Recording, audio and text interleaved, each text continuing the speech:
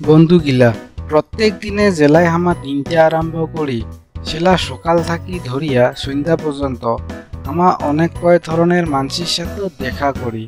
উইলারের ভিতরত কাইবা এটি ভাল হয় আর কাইবা এটি খারাপ হয়, যার জন্য মুই আজি একখান নিয়ে আসছং অনেক ভাল কাহিনী। আর এই কাহিনী খান গোটায় শেষ পর্যন্ত শুনেন, তাহলে হয়তো অনেক ভাবনা চিন্তার ভিতর দিয়া জীবনটা আগবাড়াবেন।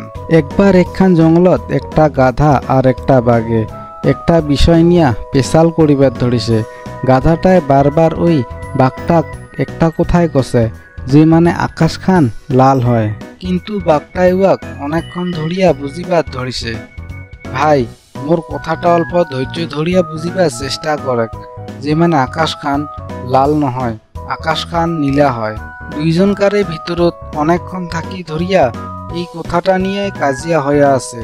গাধাটায় বারবার প্রত্যেকবারতে বাঘটাক এই কথাটাই কয়া আছে যে মানে আকাশ খান লালই হয়, কিন্তু বাঘটাই উয়াক অনেকক্ষণ থাকি ধরিয়া বুঝিবার ধরিছে যে মানে আকাশ খান লাল নহয়, আকাশ খান নীলা হয়। কিন্তু গাধাটায় ওই কথাটা বুঝিবার চেষ্টা না করেছে, আর ওই উল্টা আরো এমন করিয়া গছে মুই যদি লাল কয়া দিছু তাহলে লালে হবে। বাঘটার এইবার অনেক রাগ উঠি যায়, আর ওই গাধাটা কছে ঠিক আছে ঠিক আছে, তাহলে আমার জঙ্গলের রাজা সিংহর গরু যাই, আর এই কথাটার কাটটা হয় আর কাটটা নহয় ভাল মন্দ সিদ্ধান্তটা উভয়ে করিবে। সেলাই দুইজনে মিলিয়া জঙ্গলের রাজা সিংহর গরু যায়। বাঘটায় অনেক রাগ হয়ে আসছিল, আর উহার মাথাটা অনেক গরম হয়ে গেছে। আর একটা গাধা যেইটাই নাকি অনেক খুশিতে আসছিল আর পুরা আনন্দ পাইছে, দুইজনে লগ হইয়া সিংহর গোদ যায়। সিংহর গোদ যাইয়া বাঘটায় সিংহটা কষে আমার দুইজনকার ভিতরত জাম্বা যাই হম আপনি বাঘ মারি ফেলান।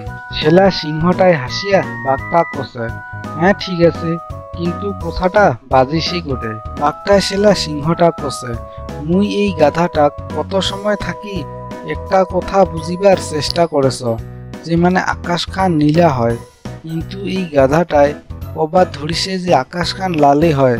আর এই কথাটা নিয়ে হামা দুইজনকারের ভিতরত পুরা কাজিয়া চলি আছে।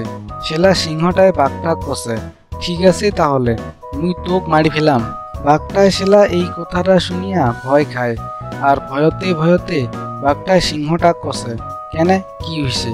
সেলা সিংহটায় বাঘটাক কষে বুর্ভ গেঠে কিনা তুই হইস যে মানে একটা গাধার সাথে পেশাল করিবার ধরিছি। তাহলে বন্ধুগিলা এই কাহিনীখানের মতন করিয়া আমার জীবনত এমন অনেক মানসিক লগ পাই জেলার নগদ নাকি ফাঁকতেই পেশাল করিবার নাগা হয়।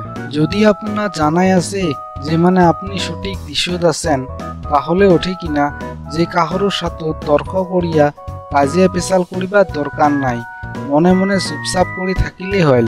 কেনে না ওঠে কিনা ওই কথাটা নিয়ে কাজিয়া করিলে আপনার সময় আর জীবনটা এঠে কিনা আপনারে খারাপ হবে। আর যেইলা গাধার মতন স্বভাবের মানসি থাকে না, উমা যাওয়াকালে আরো কারবানগত পেশাল করেছিল, আর আজি কিনা আপনার সাথে পেশাল করিবার ধরিছে, আর আইসাকালে আরো কারবানগত পেশাল করিবে, যার জন্য এমন মানুষের সাথে পেশাল করিবার দরকার নাই।